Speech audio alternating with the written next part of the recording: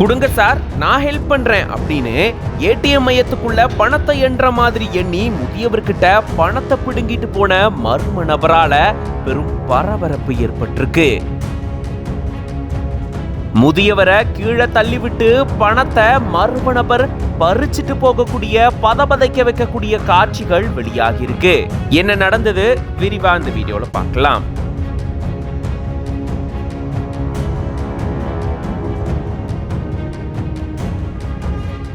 கரூர் மாவட்டம் குளித்தலை பக்கத்துல இருக்கு மேட்டுமருதூர் கிராமம். இந்த கிராமத்தை சேர்ந்தவர் 76 வயதான இளங்கோவன். இவரு ஓய்வு பெற்ற ஆசிரியர். இந்த நிலையில தான் காலை 9:15 மணி அளவுல குளித்தலை பேருந்து நிலையத்துக்கு எதிரில் இருக்கக்கூடிய ஏடிஎம் மையத்துக்கு பணம் எடுக்கிறதுக்காக முதியவர் வந்திருந்திருக்காரு. அப்போ பணத்தை இவர் எடுத்து முடிச்ச நிலையில அந்த ஏடிஎம் மையத்துக்குள்ள வந்த ஒரு நபரோ, கொடுங்க உங்க பணத்தை என்றதுக்கு நான் உதவி பண்றேன் அப்படின்னு அவரா வந்து இங்க பணம் எடுக்கும் போதும் பணத்தை என்றதுக்கும் உதவி செஞ்சதா கூறப்படுது.